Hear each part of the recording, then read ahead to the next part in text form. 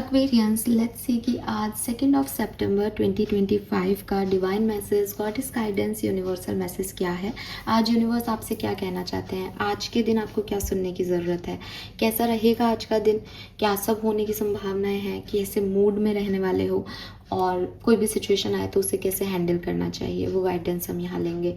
ये गाइडेंस आज क्या होने वाला है उसके रिगार्ड में तो है ही, साथ ही हो सकता है कि कुछ लोगों के लिए ये ओवरऑल लाइफ की जो आपकी सिचुएशन है उसके रिगार्ड में हो। सो आप किसी भी तरीके से इस रीडिंग को देख सकते हैं। Let's see Aquarius, 2 September 2025, 2 September 2025, overall energy आज के दिन की क्या है। 2 सितंबर 2025 overall energy for Aquarius. Thank you universe, thank you my guardian angel, thank you archangel, thank you spirit guides, thank you so much. Message for 2 September 2025 for Kumbh Rashi. We have 6th house, number 44. Okay, all right.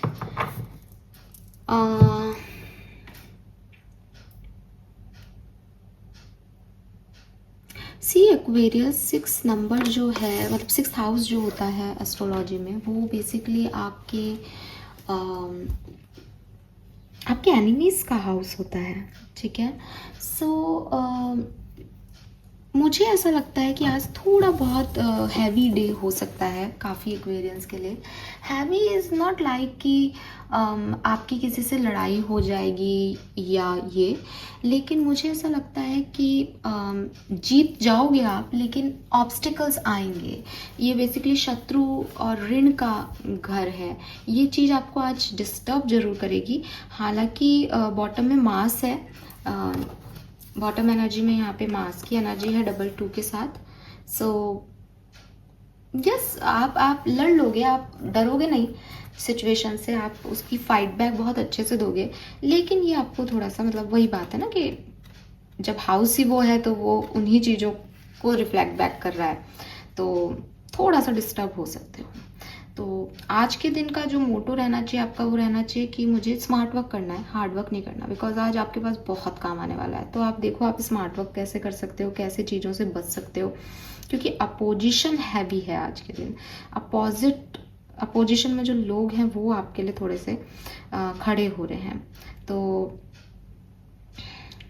Time, resources, love, care, है ना, hard work, available चीज़ें, available लोग, इनकी तरफ थोड़ा input डालो ताकि आप इनको रिसीव कर सको। बिकॉज जब आप चीज़ों को अपने तरफ ले लोगे तो जो भी थोड़ा बहुत बच जाएगा वो अगेंस्ट खड़ा हो जाएगा या अगेंस्ट रह जाएगा, तो लड़ अच्छे से पाओगे। ठीक है, ये बेसिकली आपकी डेली वर्क का वो है। सो डेली रूटीन का कार्ड है बेसिकली, तो जैसे चल रहा है वैसे चलेगा। एंड थोड़ा सा एफर्ट ज़्यादा लेगा आज का दिन आपसे, ठीक है। किसी बात पे चिंता भी हो सकती है, कुछ भी आप इल्यूजनरी सोच के परेशान हो रहे हो, ऐसा हो सकता है। लेकिन आप एक बहुत प्यारा इकोसिस्टम क्रिएट कर सकते हो अगर आप थोड़ा सा जो लाइफ है उसको हेल्दीली बैलेंस कर लो, लोगों को हेल्दीली बैलेंस कर लो, तो है ना। और इस मार्स एनर्जी आप ऐसा कर पाओगे, मुझे ऐसा नहीं लगता कि आप नहीं कर पाओगे। लेट्स सी एक्वेरियस के आपके गाइडेंस क्या है।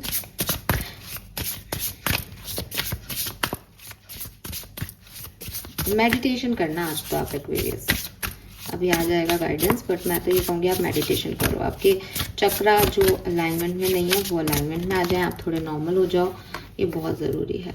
यस, स्पिरिचुअलिटी का number, make the change, 43 and tower, number 3। तो यहाँ पे 3, 4 यही नंबर बहुत सिग्निफिकेंट है। 3 और 4 से 7 नंबर भी बन जाएगा फिर दोबारा, तो यही नंबर है 3, 4, 7, 2, 8 ये भी हैं, ठीक है। डबल 7 आ गया हमारे पास, डबल 4 है, बॉटम में डबल 2 है, 3 डबल 3 हो गया, 43 के साथ मिलकर सब मिरर कर रहे हैं एनर्जी को। तो बस कुल मिला के आज की एनर्जी यही है कि एक तरफ आपकी टीम है, एक तरफ अपोजिशन है। अब आपको अपोजिशन से बेहतर करके दिखाना है, तो ये आप देखो, ठीक है।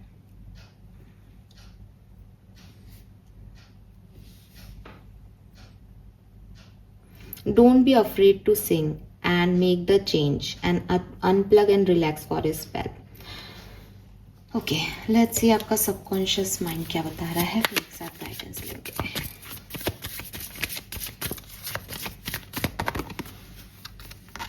डिवाइन जगलिंग,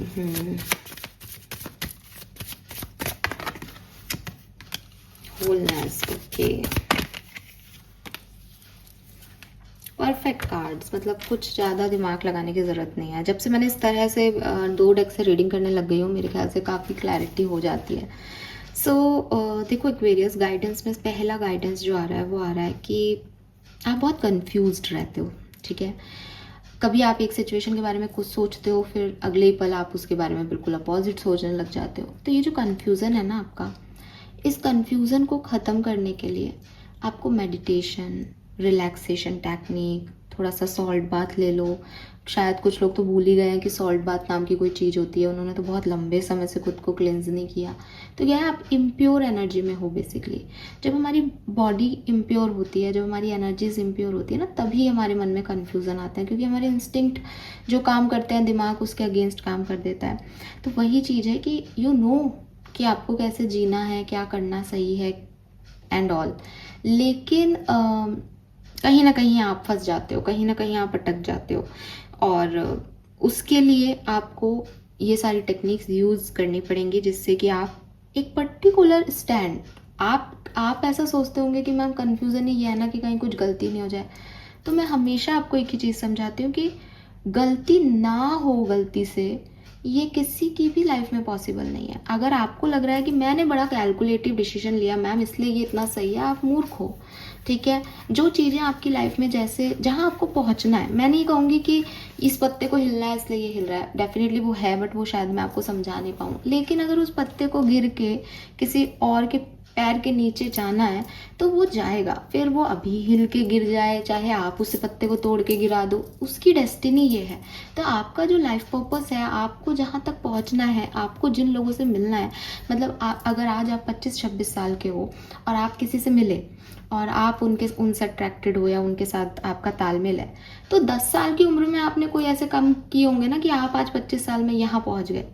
थोड़ा सा अगर आप बिगर पिक्चर में चीज़ों को देखो कि अरे यार, अगर मैं वहाँ से नहीं आता, उस शहर को छोड़ के शहर नहीं आता तो पॉसिबल था क्या, फलाने कॉलेज से पास आउट हो गया, नौकरी में नहीं आता तो पॉसिबल था क्या। तो चीज़ें वैसे ही हो रही हैं जैसे होनी है, ये आप नहीं करवा रहे हो, ये ऐसा प्रोसेसिंग में लिखा है। तो इतना कैलकुलेटिव होने की ज़रूरत नहीं है कि मैं कोई गलती नहीं करूँ। बुद्धिमान इंसान है हम, हमको पता है बिल्कुल। कई तार्किक लोग ये भी कह देंगे अरे मैडम कर्म, भगवान ने कर्म, बिल्कुल भाग्य से बड़े कर्म मान सकते हैं। मैं इसमें बिल्कुल आपसे कोई भी जो है वो नहीं करूँगी आर्ग्यूमेंट, जिसका जैसा, जिसकी जितनी बिगर पिक्चर वो उतना ही ब्रह्मांड को समझ रहा है, उसमें मैं आपको कुछ नहीं कहूँगी। लेकिन अगेन, आपके भाग्य में कुछ चीज़ें हैं, आप अपने कर्म करने के लिए कर्म करोगे तो सही ना। कर्म से बचना तो गलत कर्म है बेसिकली। तो चाहे आप सही करो चाहे आप गलत करो, दोनों ही कर्मों में आएंगे। लेकिन आप यही सोचते रहे कि सही क्या है गलत क्या है, सही क्या है गलत क्या है, तो ये भी एक कर्मा हो गया आपका कन्फ्यूजन वाला। ये मत करो। आपको कर्म के बारे में क्या लगता है कि कुछ करना ही कर्म है? नहीं, आप जो भी सोच रहे हो, आप जो भी कह रहे हो, आप जो भी कर रहे हो, दैट इज ऑल कर्मा। उसके लिए आपको कहीं जाने की जरूरत नहीं है।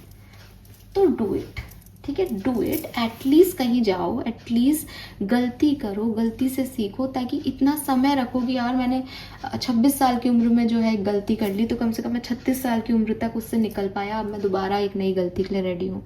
लेकिन मैंने 26 साल में कोई गलती नहीं की, मैं तो अपने आप को बचा के चलता रहा। आज मैं 36 साल का हूँ, अब गलती पहली बार करूँगा, अब अगर वापस भी आऊँगा तो कोई प्रॉब्लम नहीं है, पर 45 साल का हो सकता हूँ।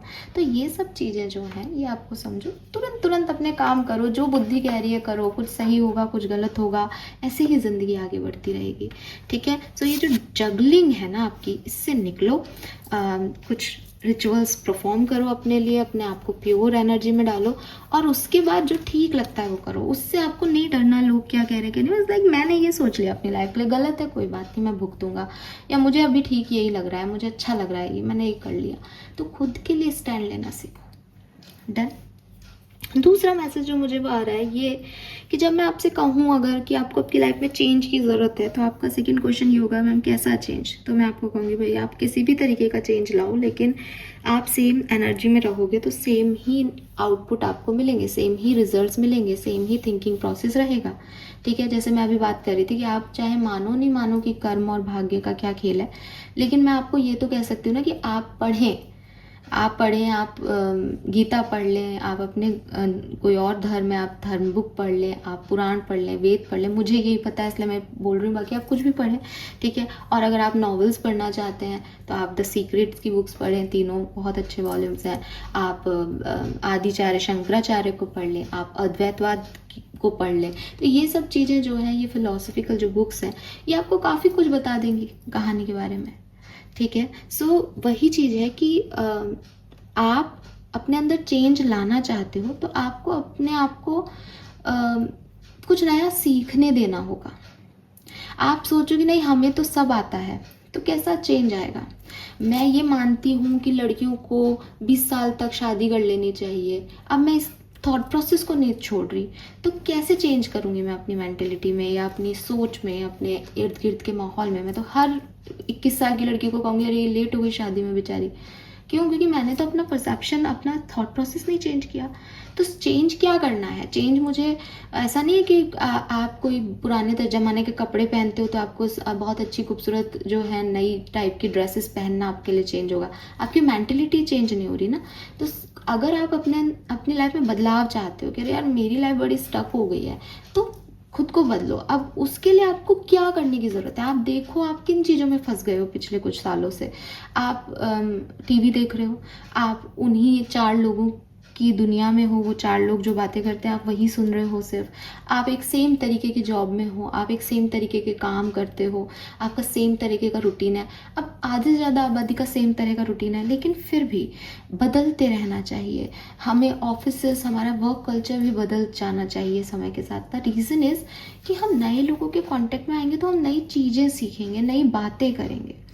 तो आज ही की बात है कि हम लोग बैठे थे राउंड टेबल पे, और ये अभी राधा अष्टमी थी कल, तो उसकी बात हो रही। तो कितनी अजीब बात है कि ऐसे ही मैंने तो पढ़ा है, मेरे को मेरे पापा ने बचपन से बता रखा है कि भाई राधा जी जो है वो तो कृष्ण से बहुत बड़ी थी उम्र में।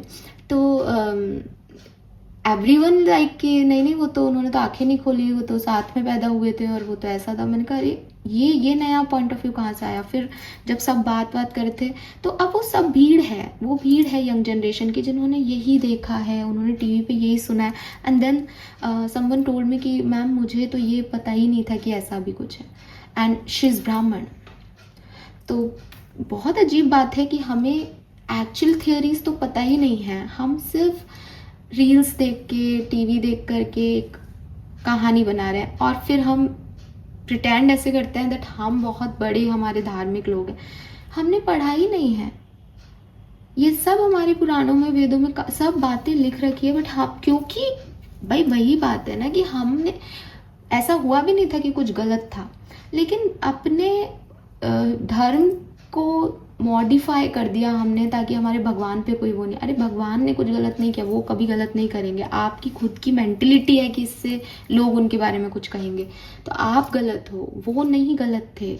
आप किसी की कोई गलती नहीं है। अभी कोई फीमेल है, उसकी कोई गलती नहीं है, लेकिन अगर आप उसको गलत तरीके से देख रहे हो तो आप उसके कपड़ों पे भी क्वेश्चन मार्क उठा दोगे, किसी भी चीज़ पे उठा दोगे, जबकि ऐसा कुछ है ही नहीं, वो अपने नॉर्मल है।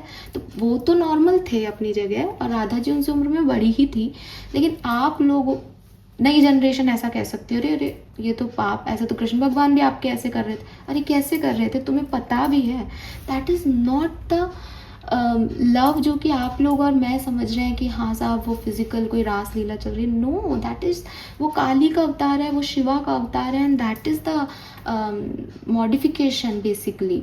वो रासलीला वो है कि काली और शिव जो है वो डांस परफॉर्म करते थे। तो बहुत कुछ है जो इंसानों को मतलब पता ही नहीं है, जस्ट आ गए हैं, दो रील्स देख ली, बच्चों को राधा काना बना दिया, एंड कुछ भी हमारे इतिहास के साथ छेड़छाड़ करके कोई भी कोई नई कहानियाँ बना करके सुना रहे हैं, तो ये रॉन्ग है, ये रॉन्ग है। बिकॉज आपने अपने भगवान को जाना ही नहीं, आपने समझा ही नहीं। आज हर व्यक्ति अपनी गर्लफ्रेंड को मेरी राधा थी वो मेरे को कभी नहीं भूलूंगा। अरे राधा थी तो तुमने उसके साथ इस तरीके की हरकतें कैसे कर दी? राधा तो पूजनीय है, कृष्ण ने तो अपने ऊपर रखा राधा को, तुम तो उसको छोड़ के सारा काम यूज़ करके उसे छोड़ दिया।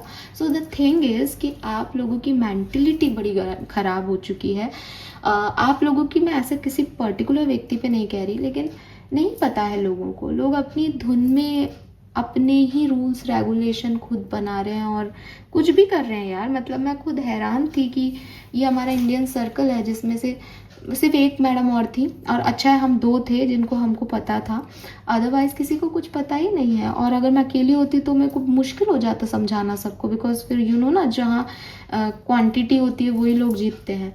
तो फिर क्योंकि मैम थी, मैं थी, तो भैया हमने 2-3 बुक्स, और मुझे तो याद भी नहीं रहती हैं बुक्स। बेसिकली मुझे कोई बुक का ही पता ही नहीं, मुझे मेरे पापा ने बता रखा है बचपन से।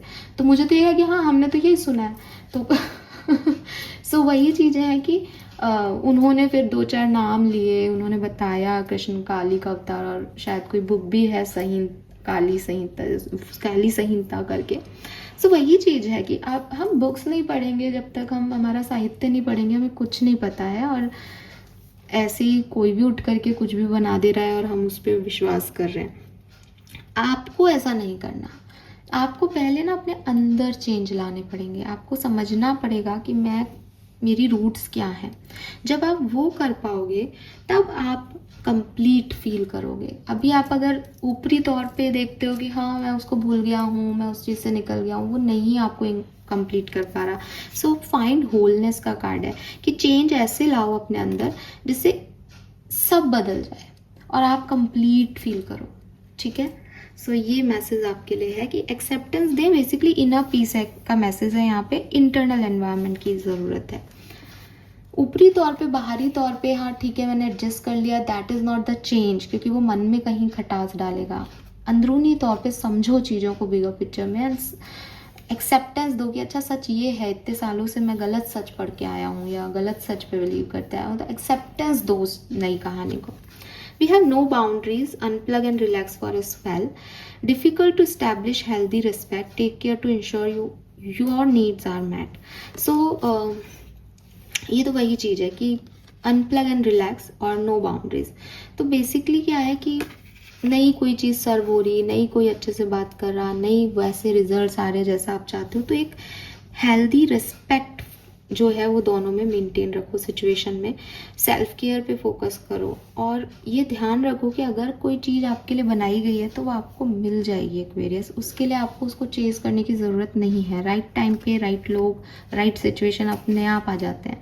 ठीक है, सो ये अब थोड़ा सा चेजिंग से बचो, पीपल प्लीजिंग से बचो, बाउंड्रीज सेट करो, रिलैक्स करो खुद को। ऑब्सेशंस आ रहे हैं शायद मन में बहुत लंबे समय से, वही वही वही वही वही वही, उसको तोड़ दो, देखो नया करके क्या चेंज आता है। ये बहुत ज़रूरी है। ठीक है, colour of the day is blue. Blue colour आपके लिए बहुत अच्छा रहेगा।